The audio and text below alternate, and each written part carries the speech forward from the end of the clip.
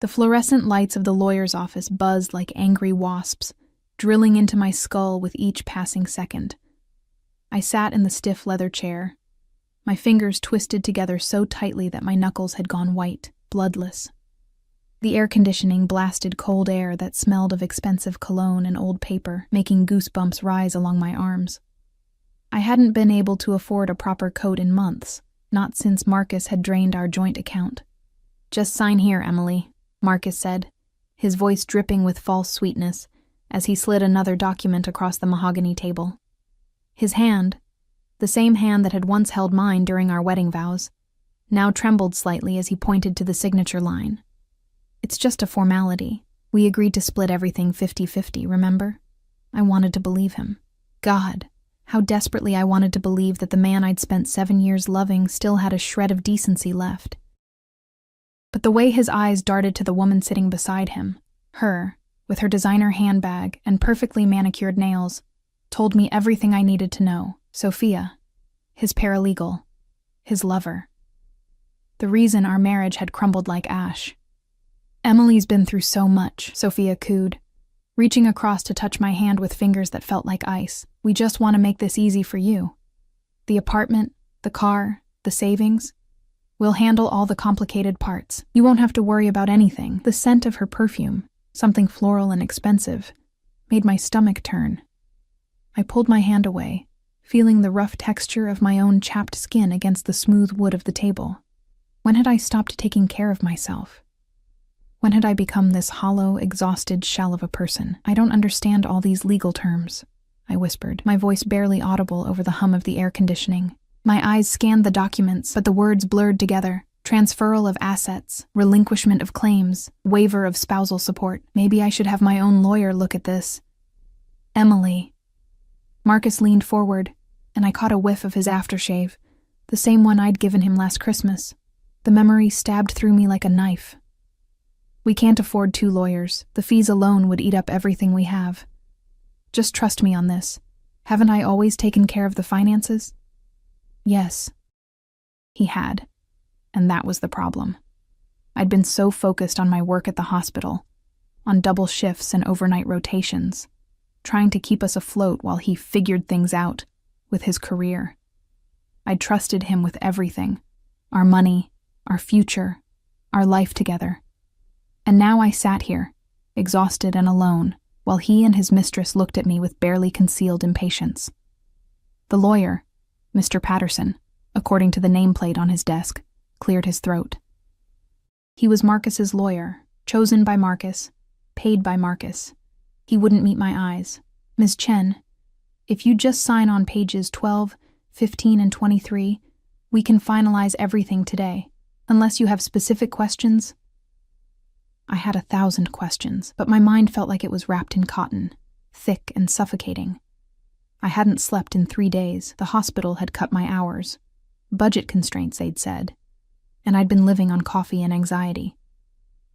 My hands shook as I reached for the pen. "That's it," Marcus encouraged, his voice warm and familiar in a way that made my chest ache. "Just 3 signatures and this nightmare is over. We can both move on." Move on. As if it were that simple, as if 7 years could be erased with 3 strokes of a pen. I pressed the ballpoint against the first signature line, feeling the slight resistance of the thick paper. The sound of the pen scratching seemed impossibly loud in the quiet office. My hand moved almost mechanically. "Emily Chen, Emily Chen, Emily." The door burst open. The sound was like a gunshot in the sterile quiet. I jerked back, the pen skittering across the page, leaving a jagged line of ink. My heart slammed against my ribs as I looked up. 3 men entered the office. No, 3 men filled the office, their presence so overwhelming that the spacious room suddenly felt claustrophobic. The 2 in front wore identical black suits, their expressions carved from stone, their eyes constantly scanning, assessing.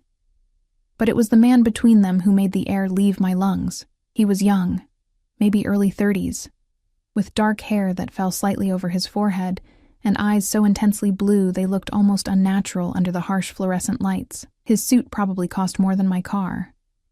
No, more than 3 of my cars. The fabric moved like water over his broad shoulders as he walked, each step measured and deliberate. He smelled of sandalwood and something darker, something dangerous that I couldn't name. Power. He smelled of power. Mr. Patterson. His voice was quiet, almost gentle, but it sliced through the room like a blade. I need to borrow your office, now. The lawyer shot to his feet so fast his chair rolled backward and hit the wall. Mr. Caruso, of course, we were just finishing. You're finished. Those blue eyes swept across the room, touching Marcus, Sophia, me. When his gaze landed on me, I felt it like a physical touch, raising every hair on my body. Everyone out, except her. He pointed at me. My mouth went dry. Marcus stood up, puffing out his chest in a pathetic display of masculine bravado. Now wait just a minute. We're in the middle of important legal proceedings. You can't just... One of the men in black suits took a single step forward. That was all. Just one step. But Marcus stumbled backward, his face draining of color, his hand reaching blindly for Sophia's arm. I believe Mr. Caruso said everyone out, the bodyguard said flatly. Mr. Patterson was already gathering his papers with shaking hands, stuffing them into his briefcase without any semblance of order. Sophia grabbed her designer bag, her previous confidence evaporating. She practically ran for the door. Marcus hesitated, looking at me with something that might have been concern if I didn't know him better. It was probably just fear that I'd mess up whatever game he was playing. Emily, don't sign anything else. Leave. The man, Mr. Caruso, didn't raise his voice. He didn't have to. The single word carried the weight of absolute authority, of violence barely restrained. Marcus left. The door clicked shut behind them with a sound like a cell closing. I was alone with 3 strangers, my heart hammering so hard I could feel it in my throat. The 2 bodyguards positioned themselves on either side of the door, silent and watchful as statues. Mr. Caruso walked to the table where I sat frozen, pulled out Marcus's abandoned chair, and settled into it with the casual grace of a predator. Up close, I could see the faint scar along his jawline, the way his expensive watch caught the light, the perfect knot of his silk tie. Everything about him screamed danger wrapped in beautiful packaging. Ms. Chen. He said my name like he'd known me for years, like he had the right to speak it at all. His fingers, long, elegant, with a heavy silver ring on his right hand, reached for the documents I'd almost signed. Do you know what these papers actually say? I opened my mouth, closed it, shook my head. He leaned back in the chair, those unsettling blue eyes never leaving my face. They say that you're signing over full ownership of your apartment to Marcus Chen. They say you're waiving all rights to your joint savings account, currently containing $47,000. They say you're transferring ownership of your vehicle, releasing all claims to his pension, and agreeing to receive 0 spousal support or alimony. In exchange, you get absolutely nothing. The room tilted. I gripped the edge of the table, feeling the wood grain pressing into my palms. That's not... He said 50-50. He lied. Mr. Caruso's voice was matter-of-fact, almost kind. Your husband has been systematically moving assets into his mistress's name for the past 8 months. The apartment already has her name on the deed, forged your signature 6 months ago. The savings account? He withdrew $35,000 last week. By the time these papers are filed, you'll have given him legal permission to steal everything, and you'll have no recourse. Nausea rolled through me in waves. How do you know this? He smiled, and it was beautiful and terrifying all at once, because Marcus Chen owes a substantial debt to someone I know. When my associate went to collect, your husband offered him a deal. Wait until the divorce is finalized, and he could pay everything from his assets that are actually yours. I couldn't breathe. The room was spinning, and I could taste bile at the back of my throat. Everything. 7 years of my life. Every double shift. Every sacrifice. Gone. Why? I swallowed hard, forcing the words out. Why are you telling me this? Mr. Caruso stood, buttoning his suit jacket with practiced ease. He looked down at me, and for just a moment something flickered in those cold blue eyes, something almost like recognition, like he saw past the exhausted, broken woman sitting before him. Because, Ms. Chen, your husband made a critical mistake. He reached into his jacket pocket and pulled out a business card, placing it on the table in front of me with 2 fingers. The cardstock was heavy, expensive, with embossed lettering. He stole from someone under my protection, someone whose father was a very dear friend of mine, someone who died 6 months ago in a car accident that was no accident at all. My blood turned to ice. Your father was David Chen, he continued, his voice soft and deadly. A good man who ran a small import business in Chinatown. A man who refused to pay protection money to the Zhao family. A man who died when his brakes mysteriously failed on the highway. Tears burned in my eyes. I'd known. Deep down, I'd known it wasn't an accident. But everyone, the police, the insurance company, even Marcus, had told me I was being paranoid, that my grief was making me see conspiracies where there were none. Marcus knew, I whispered. Marcus helped arrange it. Mr. Caruso's hand, still resting on the table, clenched into a fist. Your father's business was worth more dead than alive. Insurance payout, property sale, inventory liquidation. Your husband and the Zhao family split everything while you mourned. The world shattered. Every piece of my reality, every foundation I'd built my life on, crumbled into dust. I couldn't speak, couldn't think, couldn't do anything but stare at this beautiful, dangerous stranger who had just torn my entire world apart and somehow made me feel like he'd saved me. So here's what's going to happen, Emily. He leaned down, his face level with mine, close enough that I could see flecks of silver in those impossible blue eyes. You're not going to sign those papers. You're going to walk out of this office, and you're going to come with me. Why would I? Because your husband has already sold you, just like he sold your father. His voice was barely a whisper now, intimate and terrifying. The Zhao family knows you're the sole beneficiary of your father's life insurance. $500,000 that Marcus can't touch because it's in your name alone. They've decided you're more valuable as a hostage than a widow. Marcus gets his assets, they get their leverage. Everyone wins. Except me, I breathed. Except you. He straightened, offering me his hand. Unless you take my protection, unless you let me finish what your father and I started before he died. I stared at his outstretched hand. Manicured nails, that heavy silver ring, power and violence and salvation all wrapped together. Every instinct screamed at me to run, to refuse, to call the police. But what would I tell them? That my husband had tried to steal from me? That I'd almost signed it all away willingly? That the man who'd just saved me was probably more dangerous than anyone Marcus could ever dream of being? Who are you? I whispered. His smile was sharp as broken glass. Someone who keeps his promises. Your father asked me to protect you if anything happened to him. I'm 6 months late, but I don't intend to fail him twice. The fluorescent lights buzzed, the air conditioning hummed. Outside the office, I could hear muffled voices. Marcus probably arguing with the receptionist, trying to get back in. I looked at Mr. Caruso's extended hand. I looked at the documents that would have left me with nothing. I looked at the future Marcus and Sophia and the Zhao family had planned for me. A future that ended with me as collateral, or worse.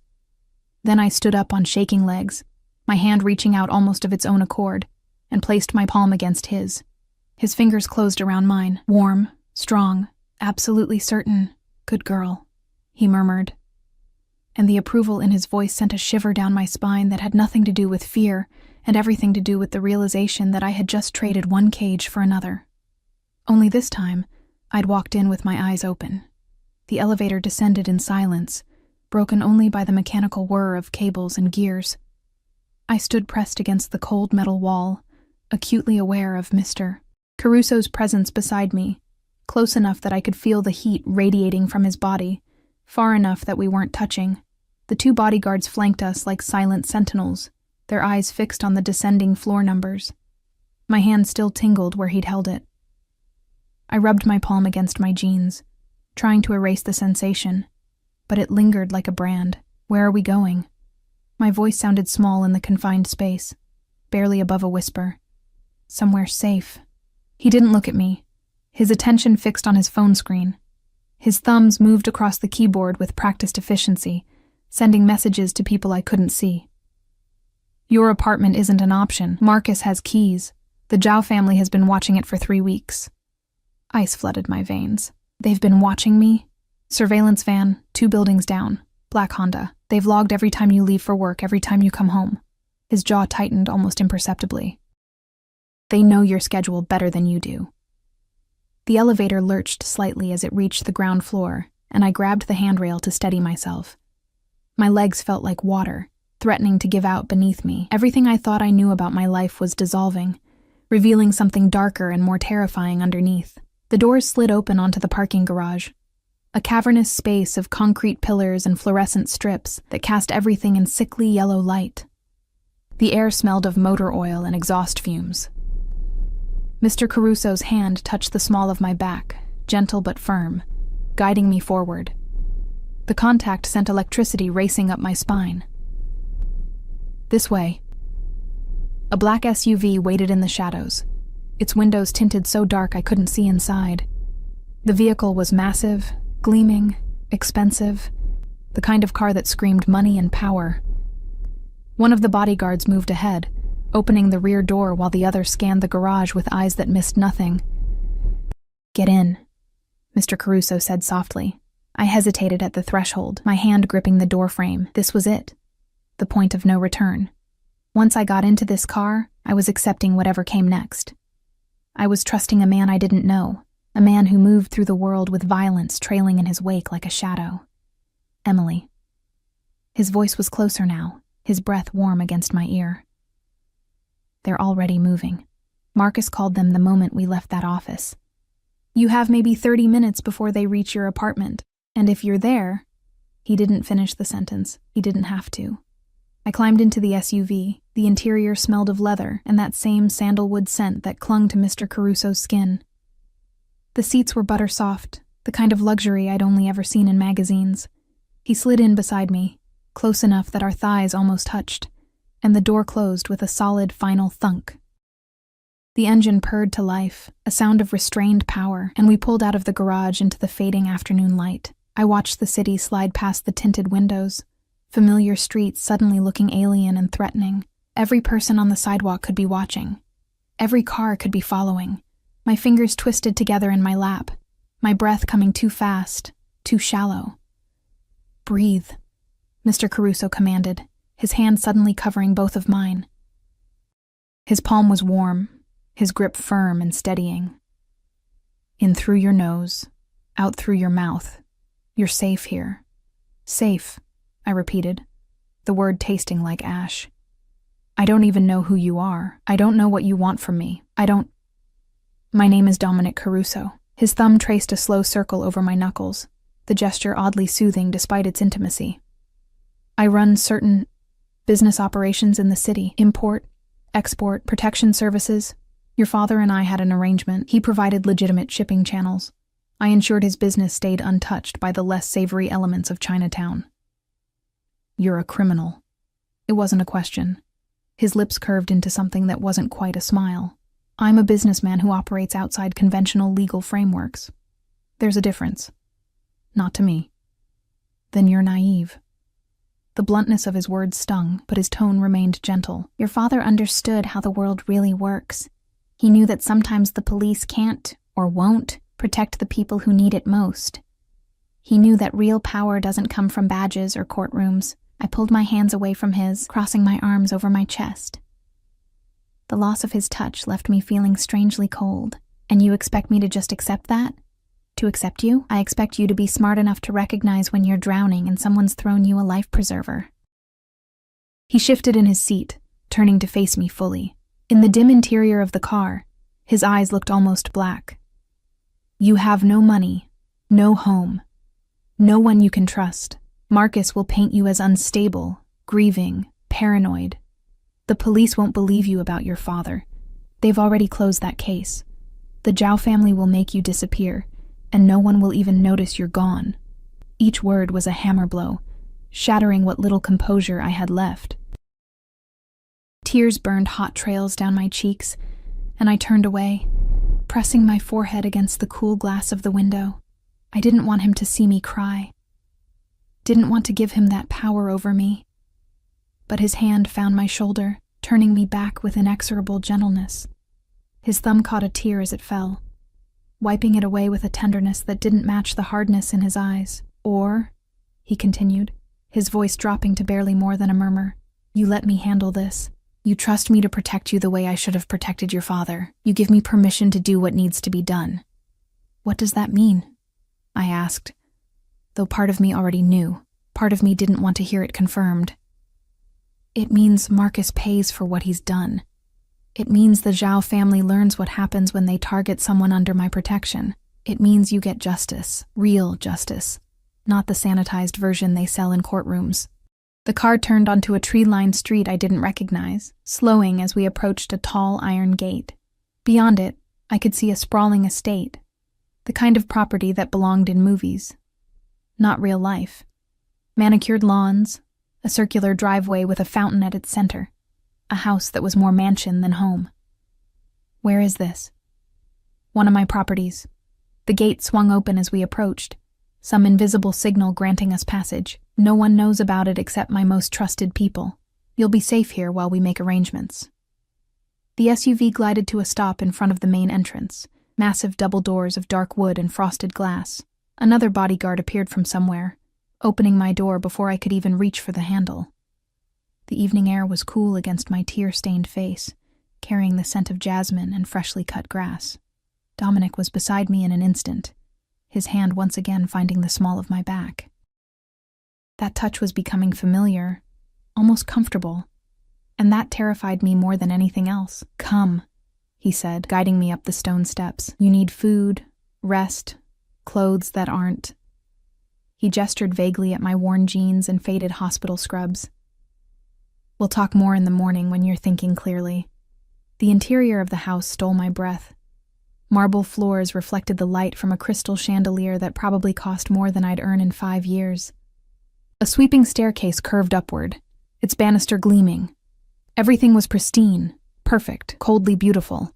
A woman appeared from a side hallway, middle-aged, kind-faced, wearing a simple black dress. "Mr. Caruso," she said with a slight accent I couldn't place. "The room is prepared." "Thank you, Rosa." He turned to me, his expression softening almost imperceptibly. "Rosa manages the household. Anything you need, ask her. She's trustworthy." Rosa smiled at me, warm and genuine. "You look exhausted. Let's get you settled." I glanced back at Dominic, suddenly unwilling to leave his presence despite everything. He was dangerous, yes, maybe more dangerous than Marcus or the Zhao family combined, but he was also the only solid thing in a world that had turned to quicksand beneath my feet. "Go," he said gently, reading something in my expression.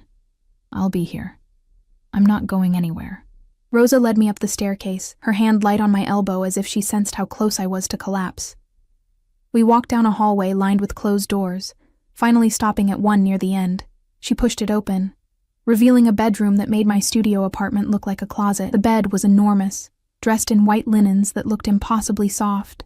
Floor-to-ceiling windows overlooked gardens lit by subtle landscape lighting. A door stood ajar, revealing a bathroom of gleaming marble and gold fixtures. "There are clothes in the closet," Rosa said, moving to pull the curtains closed. "They should fit. Mr. Caruso is very particular about details. Bathroom is stocked with everything you need. I'll bring dinner up in an hour." "I'm not hungry," I whispered. She turned, studying me with eyes that had probably seen too much, knew too much. "You need to eat anyway. You need to keep your strength up." She paused at the door. "He's a good man, you know, in his own way. He keeps his word." Then she was gone, the door clicking shut behind her, leaving me alone in this gilded cage. I walked to the windows, pressing my palm against the cool glass. Below, I could see Dominic standing in the driveway, his phone pressed to his ear, his free hand gesturing as he spoke. Even from here, I could see the tension in his shoulders, the barely contained violence in his movements. What had I done? What had I agreed to? My phone buzzed in my pocket, a sound so normal it felt jarring. I pulled it out with shaking hands. 17 missed calls from Marcus, 12 text messages. I opened them against my better judgment. "Emily, where are you? We need to talk. That man is dangerous. He's lying to you. I would never hurt you. Please come home, I love you. We can work this out. Answer your phone. You're making a huge mistake. The police are looking for you. I told them you've been unstable since your father died. This is kidnapping. He's holding you against your will. I'm trying to help you. Please, Emily, answer me. My hands shook so hard I nearly dropped the phone. He was already building his narrative, already painting me as the unstable one, the crazy grieving daughter who couldn't accept her father's accidental death. By morning, he'd probably have a restraining order, a psychiatric hold, something to legally justify hunting me down. A knock at the door made me jump. It's me. Dominic's voice, muffled through the wood. I opened the door. He'd removed his suit jacket, his tie loosened, the top button of his shirt undone. Somehow the slight disarray made him more dangerous, more real. I could see the strong column of his throat, the hint of something, a tattoo beneath his collar. His eyes went immediately to my phone, still clutched in my white-knuckled grip. Marcus? I nodded, unable to speak. He held out his hand. May I? I should have said no.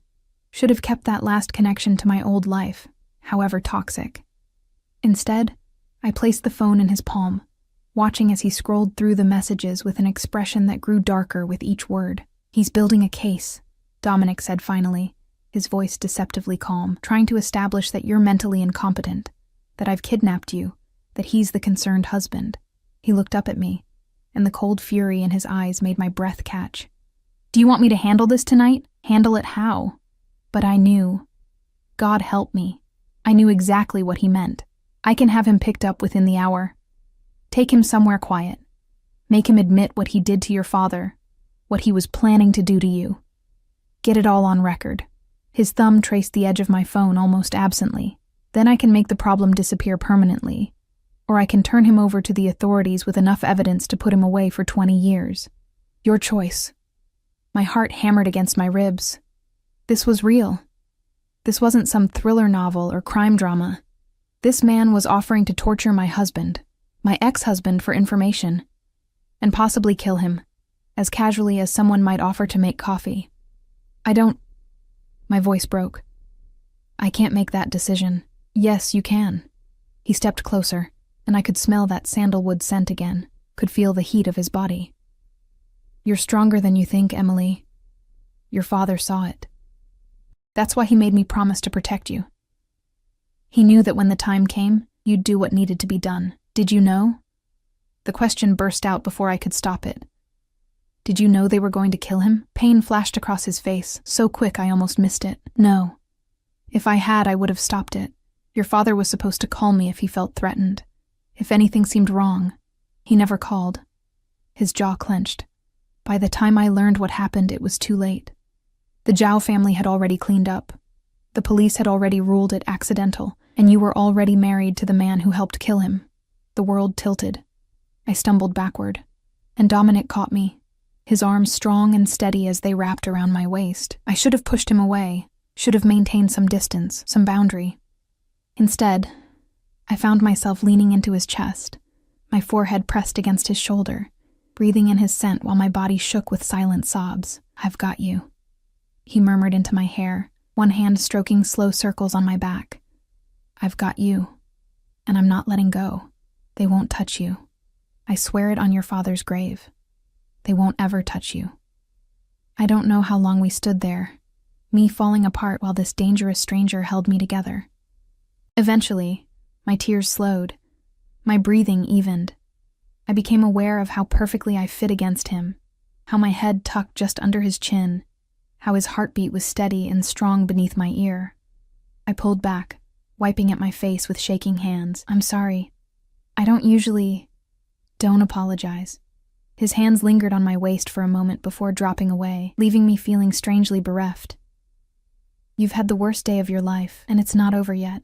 He held up my phone. I'm keeping this.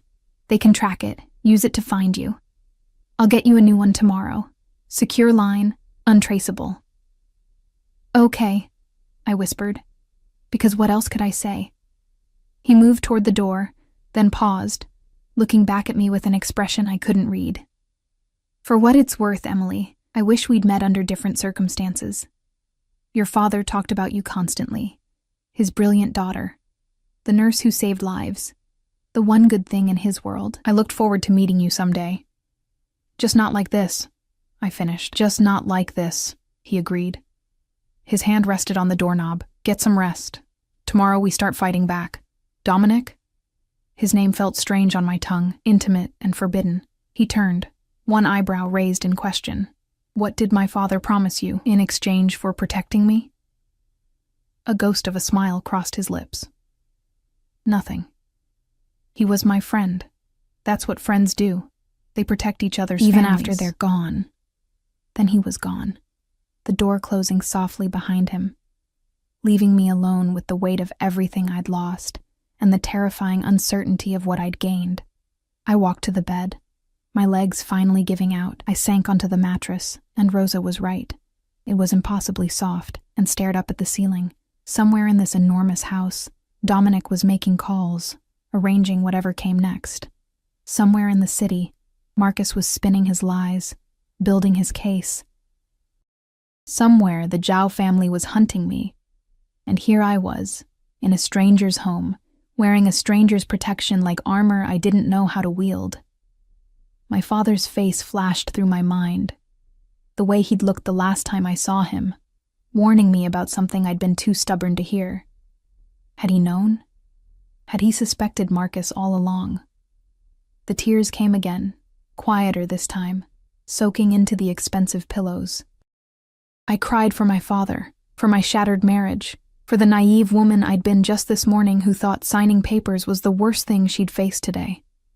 Outside my window, night fell over the gardens, transforming them into shadows and silver light. And somewhere in the darkness, Dominic Caruso was planning his war. I just hoped I'd survive being caught in the crossfire. Sunlight filtered through the curtains, warm and golden, coaxing me from a sleep so deep it felt like drowning. For one blissful moment, I forgot everything. Forgot Marcus. Forgot the lawyer's office. Forgot the impossible choice I'd made. Then reality crashed down like a wave, and I bolted upright, my heart racing. The room around me was unfamiliar in daylight, elegant, expensive. A prison dressed in silk and marble. Someone had been in my room while I slept. The realization sent ice through my veins until I saw what they'd left.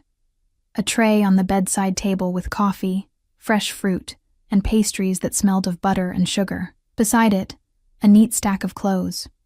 Jeans that looked like they'd actually fit. A soft cotton shirt in dove gray, undergarments still in their packaging. I touched the fabric, marveling at the quality. Everything was exactly my size. Mr. Caruso is very particular about details, Rosa had said. The thought of him knowing these intimate measurements made heat crawl up my neck. The coffee was still hot. Whoever had brought it hadn't been gone long. I showered in the marble bathroom, standing under water pressure that felt like a massage, using products that probably cost more than my weekly grocery budget. The scent of lavender and vanilla clung to my skin as I dried off with towels so plush they felt like clouds. For a few stolen minutes, I let myself pretend this was normal, that I belonged in this world of luxury and excess. The clothes fit perfectly. Of course they did. I found my way downstairs by following the scent of coffee and the low murmur of voices. The house looked different in daylight, less intimidating, more lived in. Fresh flowers in crystal vases. Photographs in silver frames showing places I didn't recognize. A home, not just a showpiece.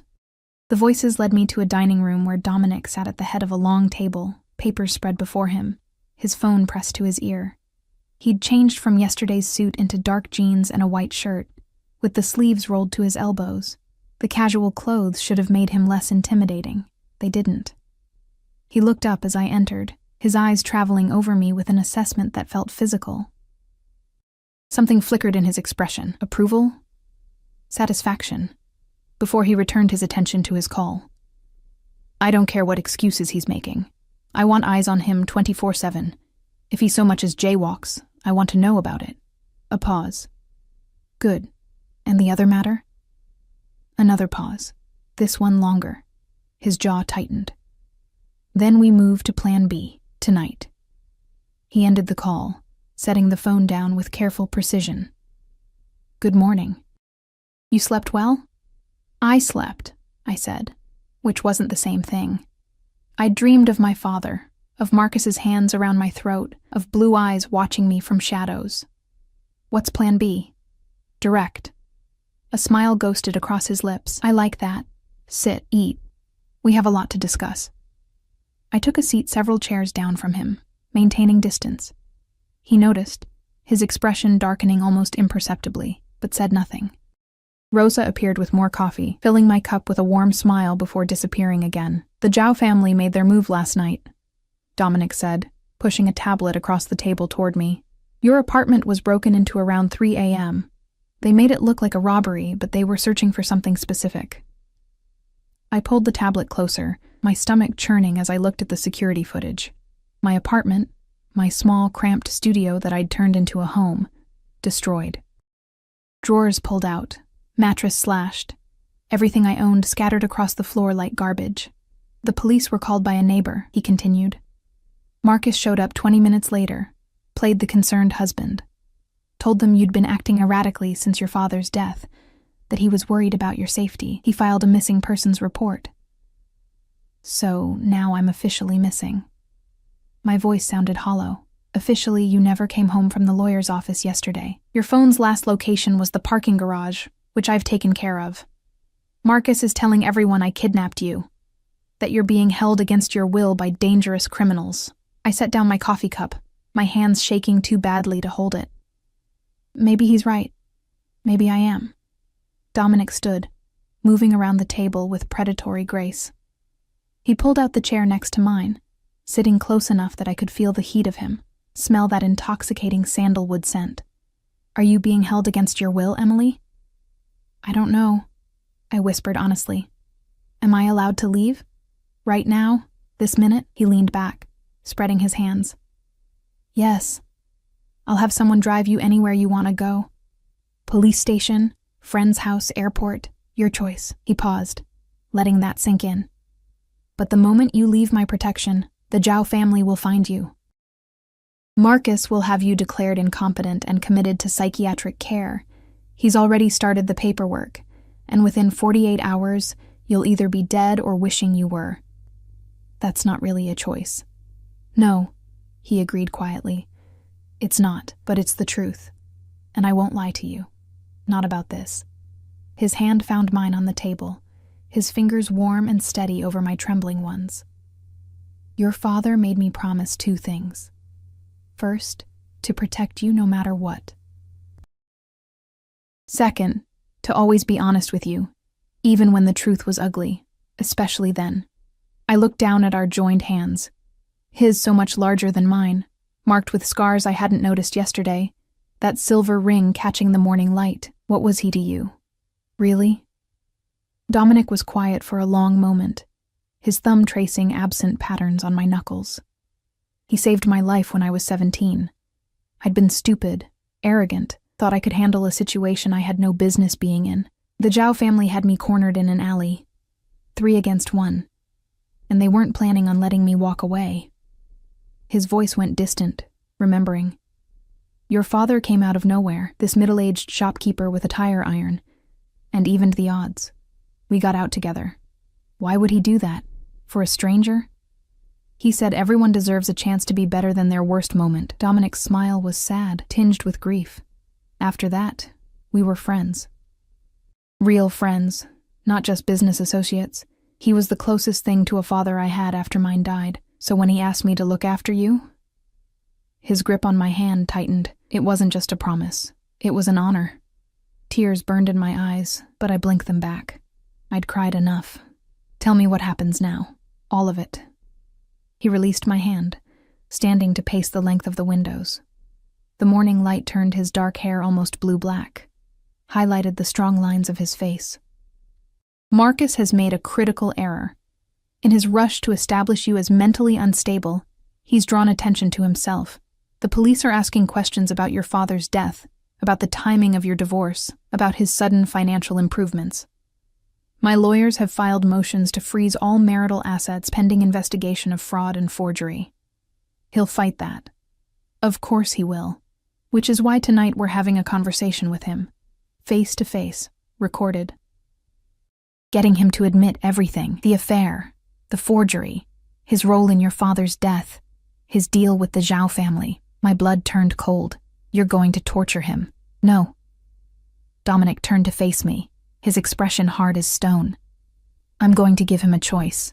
Confess everything and accept witness protection in exchange for testifying against the Zhao family, or refuse and face the consequences of his actions without the shield of law protecting him. What he chooses determines what happens next. And if he refuses, then he made his choice. No emotion in his voice, just cold certainty. The Zhao family doesn't tolerate loose ends, and Marcus has become a liability. If I don't handle him, they will, at least my way. He has options. I stood, wrapping my arms around myself. The room suddenly felt too small, too warm. This is insane. I should go to the police myself, tell them everything. And say what? Dominic's voice sharpened. That your husband forged your signature? He'll say you gave permission, that your father was murdered. The case is closed. Accident. Pure and simple. That the Zhao family is after you? Based on what evidence? The word of a known criminal? He moved closer, his presence overwhelming. You think the system will protect you, Emily? The same system that let your father die and called it an accident? The same system that would have let Marcus steal everything while you signed it away? At least it's legal. Legal. He laughed, the sound bitter. Your husband legally murdered your father. The Zhao family legally runs half the businesses in Chinatown through shell companies and intimidation. Marcus will legally have you committed and legally take everything you have left. But yes, it's all perfectly legal. I wanted to argue, to defend a system I'd believed in my whole life, but the words wouldn't come, because he was right. Everything that had happened to me, to my father, had been technically legal. We'd been destroyed by paperwork and loopholes, and people who knew how to game the system. I don't want to become like them, I whispered. Like you. Someone who solves problems with violence and threats. Dominic's expression softened. He reached out slowly, giving me time to pull away, and cupped my face in his hands. His palms were warm against my cheeks, his touch gentle despite the violence I knew those hands were capable of. You won't, he said quietly. Because you're asking the question, because you're afraid of crossing that line. That's what separates people like you from people like me. You still believe in the light. I stopped believing in it a long time ago. His thumb brushed away a tear I hadn't realized had fallen. But I believe in you. Your father believed in you. And I'll do whatever it takes to make sure you survive this with your soul intact, even if mine doesn't. Why? The question came out broken. Why does it matter to you? Something flickered in his eyes, something raw and almost painful. Because when I look at you, I see what I could have been if someone had protected me the way your father protected you. I see goodness and strength and everything this world tries to break in people, and I'll be damned if I let them break you too. His face was so close to mine. I could count the individual shades of blue in his eyes, could see the faint stubble along his jaw, could feel his breath warm against my lips. My heart hammered against my ribs, and I couldn't tell if it was fear or something far more dangerous. The moment stretched, taut as a wire. Then his phone rang, shattering it like glass. Dominic stepped back, his hands dropping away as he answered. What is it? His expression darkened as he listened. When? How many? A pause. No, absolutely not. Tell them if they come within a mile of this property, it's an act of war. I don't care what they... He stopped, his jaw clenching. Put him on. He pressed a button, and suddenly a voice filled the room through the phone's speaker. Male, older, with an accent that made each word sound like a threat. Dominic. It's been too long. Mr. Zhao. Dominic's voice had gone cold, emotionless. To what do I owe this unexpected call? You know why I'm calling. You have something that belongs to me. I have a woman under my protection. If you're claiming ownership of people, we have a much bigger problem than a business dispute. A low chuckle. Still the same righteous boy. Your father would be disappointed. David Chen's daughter is collateral for debts unpaid. Her husband borrowed heavily from us, used her father's assets as guarantee. Now the father is dead, the assets are tied up, and we need insurance that will be repaid. Marcus Chen acted without authority. Emily inherited nothing. Her father's estate was already depleted by your family's protection fees and Marcus's embezzlement. You have no legal claim. Legal. The word dripped with contempt. Since when do we deal in legal, Dominic? The girl is leverage. Return her. We settle Marcus's debt another way. Keep her, and we have a problem. A big problem. Dominic's free hand clenched into a fist. She's under my protection. That means she's untouchable. You know the rules. Rules change, especially for someone who spent the last 6 months weakening, losing territory, making enemies. How many of your allies have left you, Dominic? How many will stand with you if this turns into open war? Ice flooded my veins. I'd been so focused on my own situation that I hadn't considered the bigger picture. Dominic was protecting me, but at what cost? How much was he risking by keeping me here? My affairs are my business, Dominic said, but I heard the edge in his voice. Emily stays with me. If you want war, I'll give you one. But remember, I know where all your bodies are buried. Literally. Silence on the other end. Then, you have 24 hours to reconsider. After that, I can't guarantee her safety. Or yours. Choose wisely, boy. The line went dead. Dominic stood motionless, staring at the phone in his hand. The muscle in his jaw jumped, the only sign of the fury I could feel radiating off him in waves. You're losing territory because of me, I said quietly. That's not your concern. It is if you're going to war over me. My voice rose. You said I could leave, that I had a choice, so let me make it. I'll go. I'll figure something out. You don't have to. He moved so fast I didn't have time to react. One moment he was across the room. The next his hands were gripping my shoulders, his face inches from mine. You're not going anywhere, he said, his voice deadly quiet. You think I'd let you walk into their hands? Watch you disappear or worse, because I couldn't protect one person that mattered.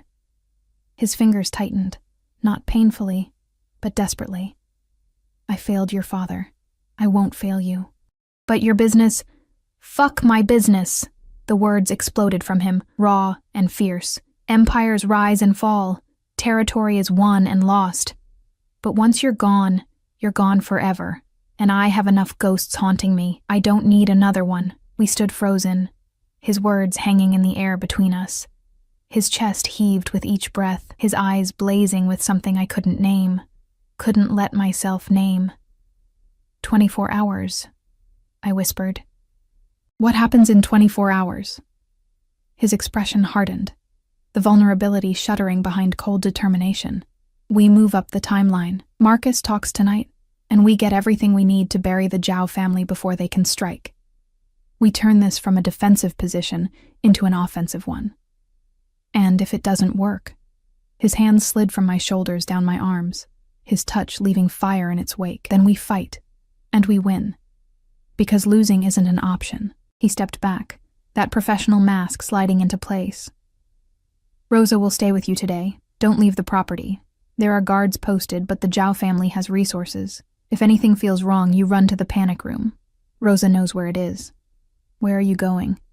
To prepare for tonight. To make sure when Marcus Chen walks into that room, he walks out with either a deal or in a body bag. He paused at the door, looking back at me with an expression that made my heart stutter. And Emily, when this is over, when you're safe and the Zhao family is buried, you'll have a real choice, stay or go. But until then, you're mine to protect. The possessiveness in his voice should have frightened me. It didn't. And that scared me more than anything else. The hours crawled by like wounded animals.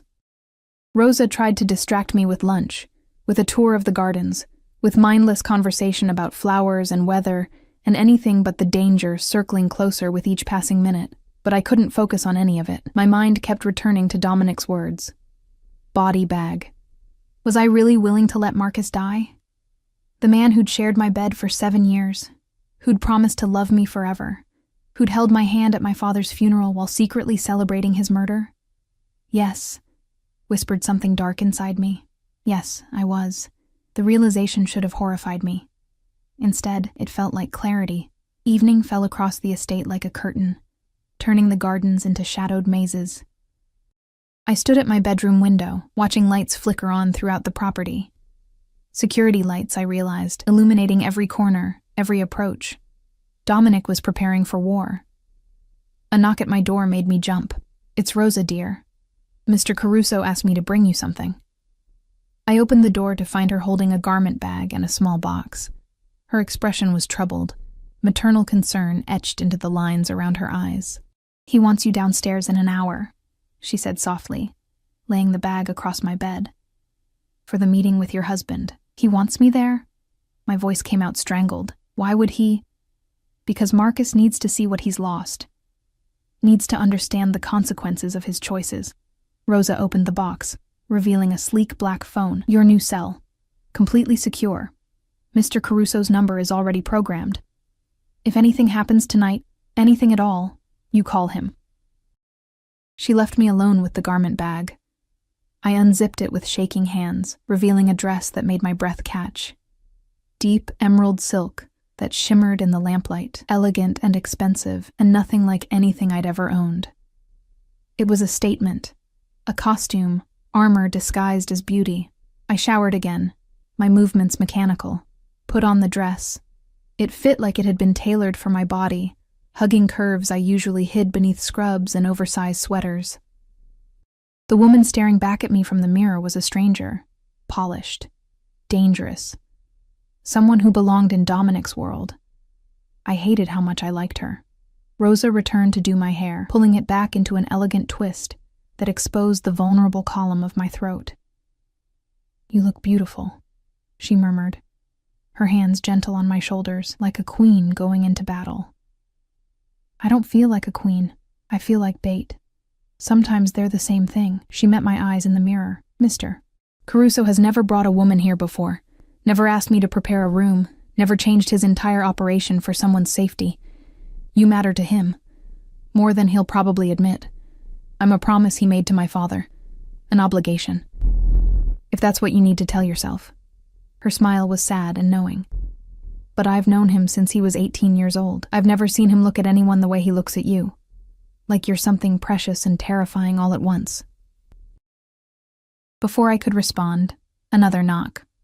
One of Dominic's men, the bodyguard from yesterday, tall and stone-faced. "It's time, ma'am." The walk downstairs felt like a descent into hell. My heels clicked against marble floors, each step echoing in the cavernous space. Voices drifted from a room at the end of the hallway, low, tense, angry. The bodyguard opened the door, and I stepped into what looked like a study.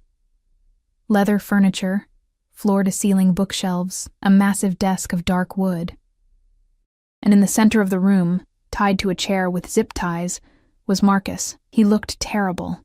His expensive suit was rumpled, his face bruised, his left eye swollen nearly shut. Blood crusted his upper lip. When he saw me, something between relief and terror crossed his face. "Emily. Thank God.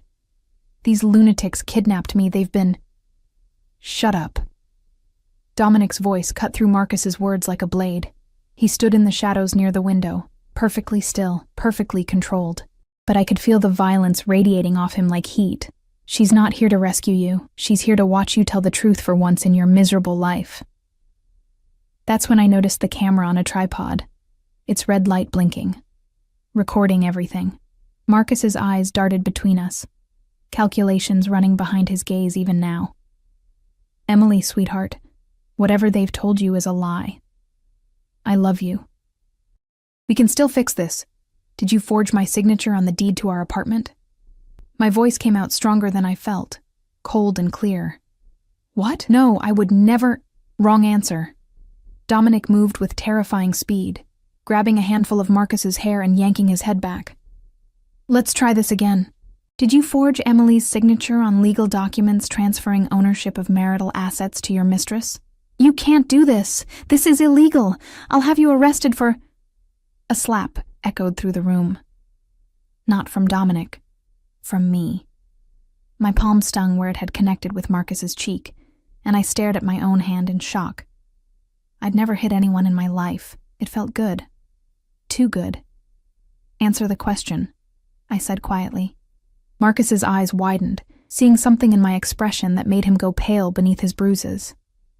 Yes, I forged your signature, but you have to understand, Sophia and I were building a future together. And you were always so focused on work, on your father, my father. I stepped closer, and Dominic moved with me, a shadow at my back. Tell me about my father's accident. It was an accident. His brakes failed. Marcus. Dominic's hand settled on my shoulder, steady and grounding. We have the mechanic who sabotaged David Chen's car. We have bank records showing a payment from your account to a Zhao family associate 3 days before the accident. We have everything. The only question is whether you confirm it, or whether we let the Zhao family know you've become a liability who might talk. Understanding dawned in Marcus's eyes. Understanding and pure animal terror. They'll kill me. Probably. Dominic's tone was conversational. They don't like loose ends. And you, Marcus, are the loosest end imaginable. You borrowed money you couldn't repay. You promised them access to Emily's inheritance. You helped arrange a murder that's now under investigation. You're a walking liability. Unless you give us everything, I added, surprised by the steadiness in my voice. Every detail. Every name. Every transaction. You testify against the Zhao family. And Dominic puts you in witness protection somewhere they'll never find you. Marcus laughed, a broken, desperate sound.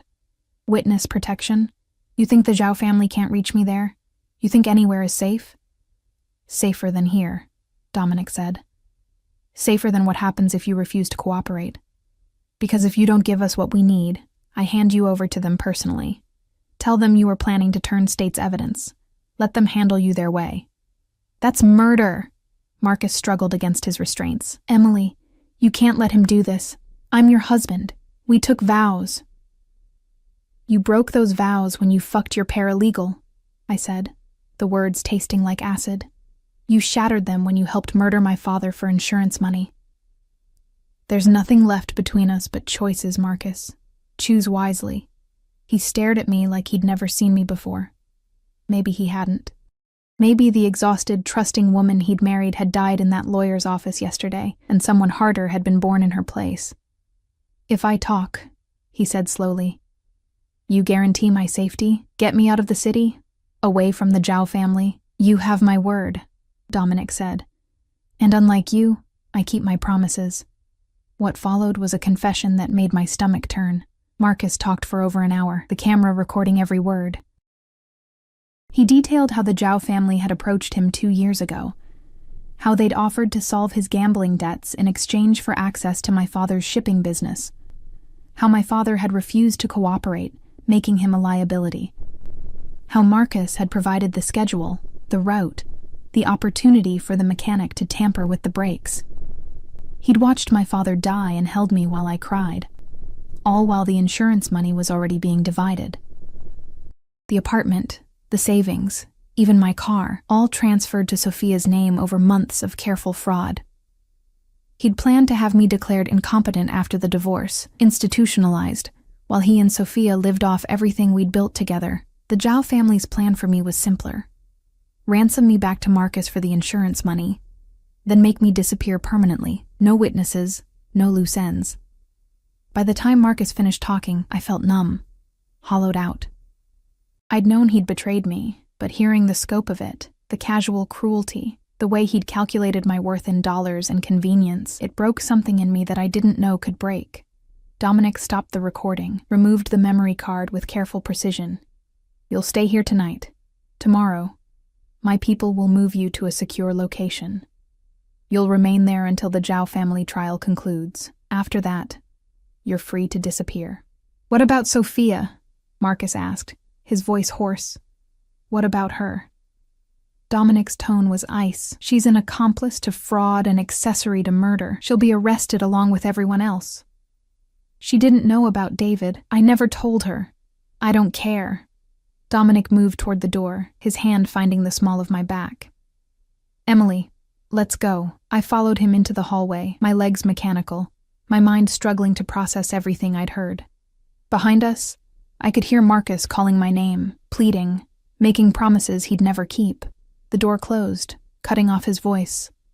Dominic guided me to his study, a different room, warmer, with a fireplace crackling and casting golden light across leather furniture. He poured 2 glasses of amber liquid from a crystal decanter, pressing one into my shaking hands. "Drink," he commanded gently. I did. The whiskey burned down my throat, settling like fire in my stomach. I drained the glass in 3 swallows, welcoming the heat, the distraction from the cold numbness spreading through my chest. "You did well," Dominic said, taking the empty glass and setting it aside. "Better than well. You were magnificent." "I feel sick." I wrapped my arms around myself, trying to hold the pieces together. 7 years. 7 years of my life with a man who was planning to kill me. He's not a man. He's a coward who preys on people who trust him. Dominic's hands settled on my shoulders, turning me to face him. "But he can't hurt you anymore. None of them can. Can't they?" I looked up at him. This beautiful, dangerous stranger who'd become my entire world in less than 48 hours. The Zhao family still wants me. They still have 24 hours on their ultimatum. Marcus talking doesn't change that. "No," he admitted, "but it gives us ammunition. By morning, copies of that confession will be in the hands of the FBI, the district attorney, and every news outlet in the city. The Zhao family will be too busy covering their own asses to come after you." "And if they do anyway," his expression hardened, his hands tightening on my shoulders. "Then I keep my promise to your father. I protect you, no matter what it costs, even if it costs you everything, especially then." His thumb traced the line of my jaw, tilting my face up to his. "Don't you understand yet, Emily? You're not just a promise. You're not just an obligation." His voice dropped to barely more than a whisper. "You're the first thing in 10 years that's made me feel like I'm worth saving." My breath caught. His face was so close, his eyes burning with intensity that made my knees weak. I could smell whiskey and sandalwood, could feel the heat of his body, could see the war raging behind his eyes. Wanting me, protecting me, knowing he shouldn't have both. "Dominic." I didn't know what I was asking for. Didn't know if I was begging him to stop or pleading with him to continue. He made the choice for both of us. His lips crashed against mine with a desperation that stole my breath. Not gentle, not careful, raw and hungry, and everything I didn't know I needed. I gasped against his mouth, and he took advantage, deepening the kiss until I couldn't tell where I ended. And he began. My hands fisted in his shirt, pulling him closer, and he groaned, a sound that vibrated through my entire body.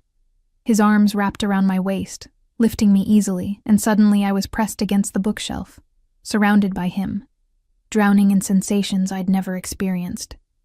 This wasn't like kissing Marcus. This was fire and need, and 2 broken people trying to find something whole in each other. When we finally broke apart, both breathing hard, his forehead rested against mine. "I shouldn't have done that," he murmured. "No," I agreed, my fingers still twisted in his shirt. "You shouldn't have. Tell me to stop. I can't." His laugh was breathless, pained. "You're supposed to be the one who stays good, remember? The light in all this darkness. Maybe I don't want to be light anymore." I pulled back enough to meet his eyes. Maybe I'm tired of being the victim, the good girl, the one who plays by rules that don't protect me. Maybe I want to be someone who fights back. "Emily. He killed my father, Dominic. He was going to steal everything and have me locked away like I was nothing, like I didn't matter." Tears burned down my cheeks, but my voice stayed steady. "And you know what the worst part is? I would have let him. I would have signed those papers and smiled and thanked him for making it easy because I was too tired and too broken to fight." His hands cupped my face, thumbs wiping away tears with infinite gentleness. "But you didn't. You're here. You're fighting because you made me." I covered his hands with mine. "You saved me when I couldn't save myself. So don't tell me you're not worth saving. Don't tell me this is wrong when it's the first thing that's felt right in months." He kissed me again. Slower this time, thorough and devastating. When he pulled away, his eyes were dark with want, and something deeper, something that terrified and thrilled me in equal measure. "When this is over," he said quietly, "when you're safe and the Zhao family is buried, and you have time to think clearly, ask me again. Ask me if this is what you really want. And if I do, His smile was sad and beautiful. Then I'll spend the rest of my life proving I can be worthy of you. A phone buzzed, his vibrating against the desk. He released me reluctantly, answering with a curtness that told me something was wrong. Talk. His expression darkened as he listened. How many? When? A pause. No, absolutely not. Hold position. I'm on my way. He ended the call, his jaw clenched so tight I could see muscles jumping. The Zhao family didn't wait 24 hours. They're moving on the property. Now. Fear iced through my veins. How many? Enough. He was already moving, pulling a gun from a desk drawer with practiced ease. Rosa's getting you to the panic room. You stay there no matter what you hear. Understood? Dominic. No arguments, Emily. Not about this. He gripped my shoulders, his eyes blazing. I will handle this. I will protect you. But I need to know you're safe so I can do what needs to be done without worrying about you being caught in the crossfire. Rosa burst through the door, her face pale. Mr. Caruso, they've breached the outer perimeter. Go! He pushed me toward her. Now, Rosa grabbed my hand, pulling me from the study. Behind us, I heard Dominic shouting orders into his phone. Heard the sound of running feet. Heard the distant crack of gunfire. The war had begun. And I was the prize they were fighting over. The panic room was deep in the basement, a reinforced steel box hidden behind a wine cellar that looked like something from a spy movie.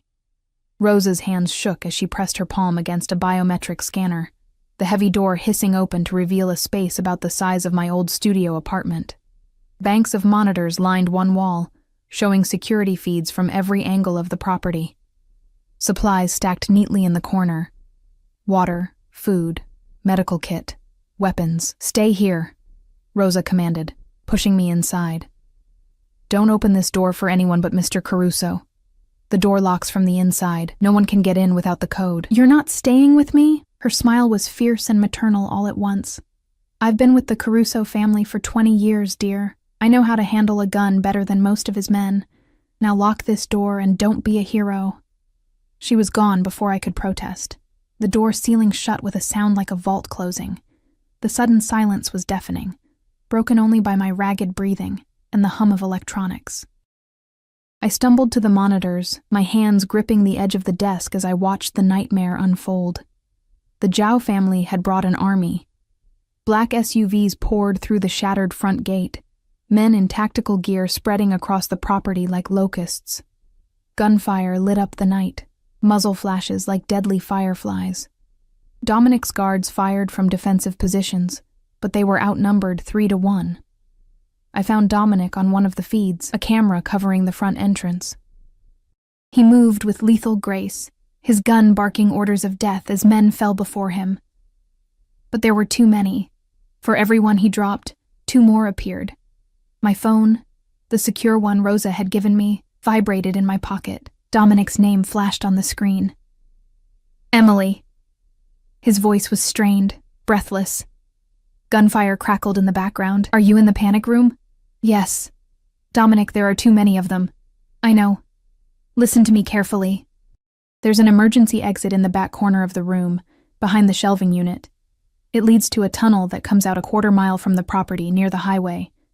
Keys to a car are in the exit lockbox. Code is your father's birthday. I'm not leaving you. You are. His tone left no room for argument.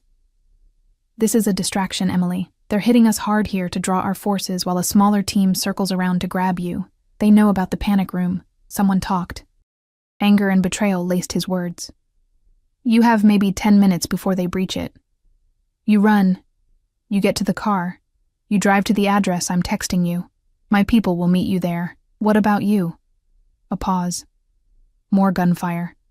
A grunt of pain that made my heart stop. I'm buying you time. Now go. The line went dead. On the monitors, I watched him take a bullet to the shoulder, saw him spin and drop the shooter without hesitation. Blood bloomed across his white shirt, dark and spreading. He kept fighting. For me. He was bleeding and fighting and maybe dying for me. I wanted to scream, to run to him, to do something other than hide like a coward. But Rosa's words echoed in my head. Don't be a hero. and Dominic's. I need to know you're safe so I can do what needs to be done. My hands shook as I moved the shelving unit. Surprisingly light, designed to move easily in emergency. The exit door was exactly where he'd said, a heavy steel hatch with a digital keypad. My father's birthday, June 15th, 06:15. The lock clicked open. I looked back at the monitors one last time. Dominic had fallen back to the main house, blood trailing behind him. 3 of his men formed a defensive line at his back. The Zhao forces were closing in. Then I saw them. 4 men peeling off from the main assault, moving toward the side of the house, toward the basement entrance, toward me. I grabbed the emergency pack near the exit, slung it over my shoulder, and plunged into the tunnel. Darkness swallowed me whole. Emergency lighting flickered on as I ran. Dim bulbs casting weak yellow light every 20 feet. The tunnel was narrow, concrete walls pressing in from both sides, the air thick and stale. My heels were impossible to run in, so I kicked them off, the cold floor biting into my bare feet as I sprinted. Behind me, I heard it, the muffled boom of an explosion. They'd breached the panic room. I ran faster, my lungs burning, the emergency pack bouncing against my back. The tunnel seemed endless, stretching into infinity. My phone vibrated again, a text from Dominic. Run faster. 2 words that sent pure terror through my veins. The tunnel ended at another hatch. This one manual. I threw my weight against the release wheel, muscles screaming as I forced it to turn. The hatch swung open onto a moonlit night, fresh air rushing in to fill my starved lungs. I climbed out into a small clearing surrounded by trees. True to Dominic's word, a black sedan sat hidden beneath camouflage netting, keys in the lockbox mounted to the driver's door. Code 0615. The locks popped. I threw myself into the driver's seat, jamming the key into the ignition. The engine roared to life and I floored it, tires spinning on dirt before finding purchase. The car shot forward, crashing through the underbrush onto a narrow access road.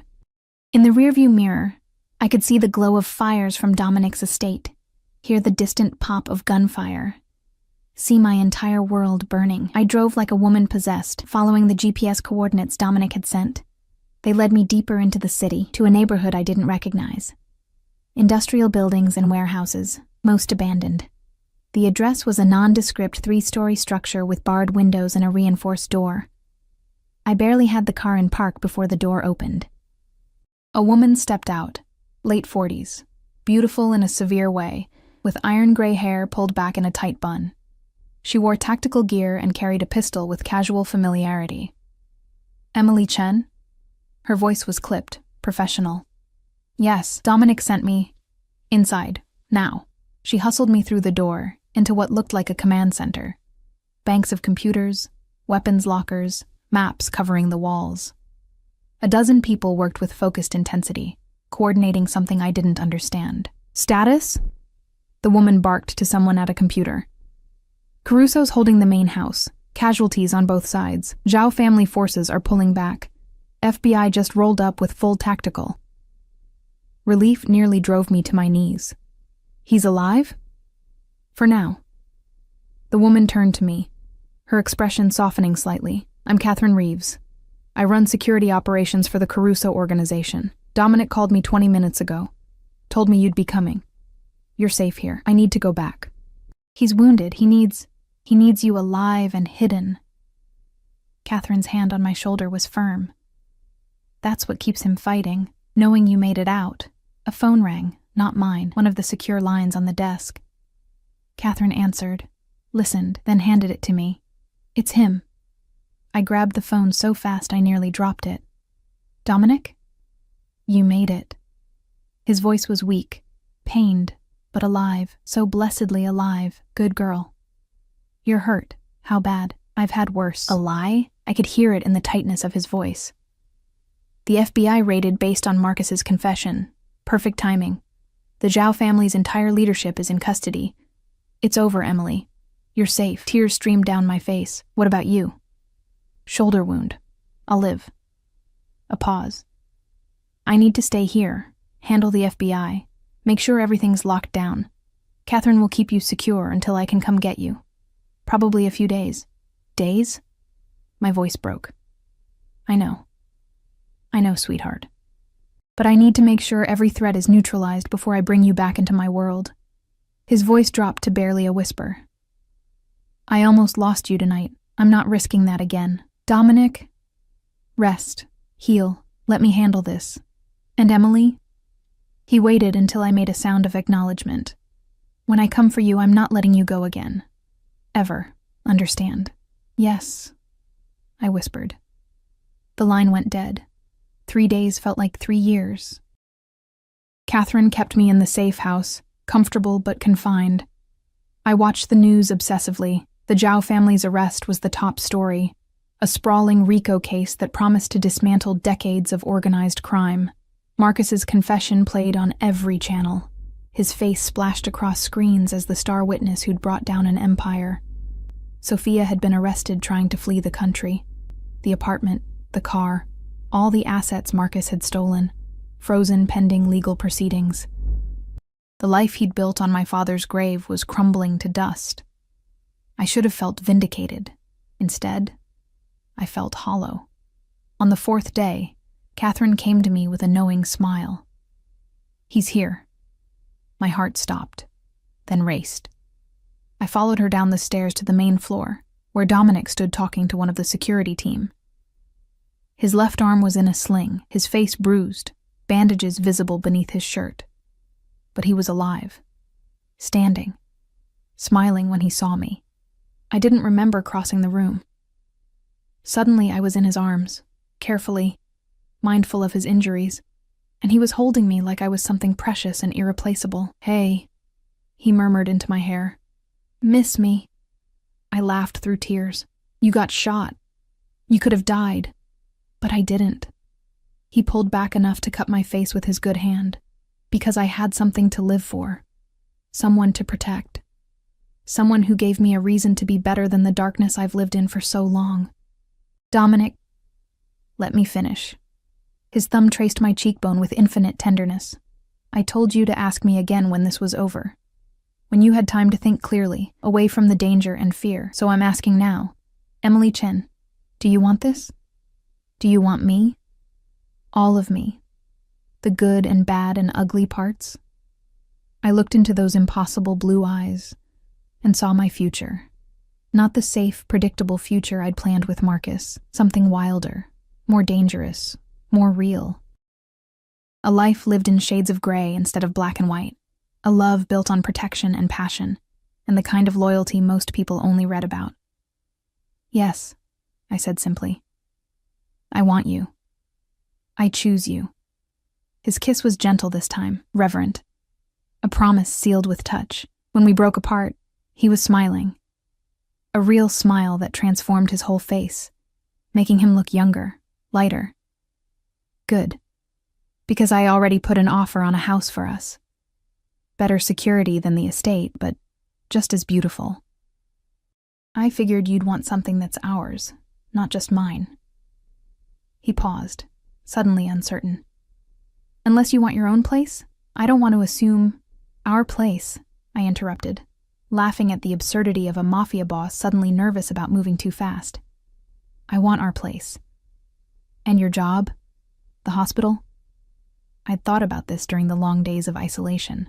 I want to go back, eventually, but maybe somewhere new. A fresh start where people don't know me as Marcus Chen's unstable ex-wife. I know people at Cedars-Sinai, best trauma center in the state. I can make a call. No. I pressed my finger to his lips, silencing him. No more making calls or pulling strings or fixing things for me. I want to apply on my own merit. Build something that's mine, that I earned. Can you understand that? His expression softened with respect, and something deeper. Pride. Yeah, I can understand that.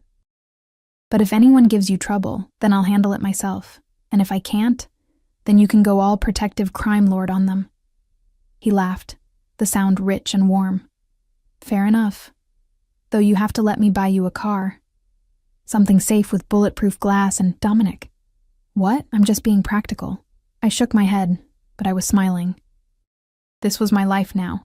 Loving a man who thought bulletproof cars were practical gifts, who'd gone to war for me without hesitation, who looked at me like I was his entire world. We left the safe house together, his good arm wrapped around my waist, Catherine watching us with approval. The car waiting outside was sleek and black and probably armored, but I didn't ask. Some battles weren't worth fighting. As we drove through the city toward whatever came next, Dominic's hand found mine, fingers lacing together like they belonged that way. "Your father would be proud of you," he said quietly. "The way you faced Marcus, the way you survived these past days. You're stronger than anyone gives you credit for." I had a good teacher. I squeezed his hand. He taught me that sometimes the only way to survive is to fight back. To trust the people who prove they'll protect you, even when the whole world says you shouldn't. "Especially then," Dominic agreed. We pulled up to a beautiful house I'd never seen. Modern architecture blending with classic elegance, surrounded by high walls and tasteful security measures. Home. Our home. "There's something else," Dominic said as we sat in the driveway. "Marcus's assets, everything he stole from you, it's being returned. The apartment's in your name again, the savings account, all of it. Plus your father's life insurance money that the Zhao family never got their hands on. You're financially independent, Emily. You don't need me for security or protection or money. I know." I turned to face him, seeing the vulnerability in his eyes, the fear that without need I wouldn't stay. "I don't need you, Dominic. I choose you. There's a difference." "Thank God," he breathed, pulling me into another kiss that promised forever. 6 months later, I stood in the trauma bay at Cedars-Sinai, my hands steady as I sutured a gunshot wound. The patient would live. I'd made sure of that. Because saving lives was what I did. Who I was. Regardless of whose bed I shared, or what world I'd become part of. My phone buzzed during my break, a text from Dominic. "Dinner tonight? I'm cooking." I smiled, typing back. "Your cooking might kill me faster than the Zhao family." Rude. "I've been practicing. I'll bring takeout as backup. I love you too." The words still made my heart skip, even after 6 months of hearing them. I love you. 3 words from a man who'd never said them to anyone before me, who treated them like sacred vows. My shift ended at 8. I changed out of scrubs, exhaustion pulling at my bones in the familiar way that meant I'd worked hard and well. The attending had complimented my technique today, mentioned recommendations for a surgery fellowship. I was building something here, a career, a reputation, a life that was entirely mine. Dominic's car waited in the parking garage. The driver, Thomas, a former Marine who'd become almost a friend, holding the door. "Evening, Dr. Chen," he said, with a slight smile. He called me that now, with genuine respect. "Evening, Thomas. How's he doing today?" "Restless. Drove the contractors crazy over paint colors for the nursery." I laughed, my hand unconsciously moving to the small swell of my stomach, hidden beneath my jacket. 3 months along, a surprise neither of us had planned, but both of us wanted, with fierce intensity. The house blazed with light when we arrived, warm and welcoming. Dominic met me at the door, pulling me into his arms despite the very real smell of something burning from the kitchen. "I tried," he said sheepishly. "I really did. I brought Thai food. You're a goddess." We ate on the couch, my feet in his lap while he rubbed away the ache of a 12-hour shift. The news played quietly in the background.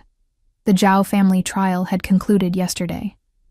Life sentences for everyone involved. Justice, served cold and final. Marcus was somewhere in witness protection, living under a new name in a place I'd never know. Sometimes I wondered if he thought about me, about everything he'd lost. Mostly I didn't think about him at all. "Your father's birthday is next week," Dominic said quietly. "I thought we could visit his grave, bring flowers, tell him about the baby." Tears pricked my eyes, the good kind, born of gratitude and love. He would have liked you, eventually, after he got done threatening you for corrupting his daughter. "I did corrupt you." His hand moved to my stomach, protective and possessive, turned a good girl into a crime lord's wife. "Not wife yet," I reminded him. "You still haven't actually proposed, haven't I?" He shifted, pulling a small box from his pocket with a grin that told me he'd been waiting for this moment. Emily Chen, will you marry me?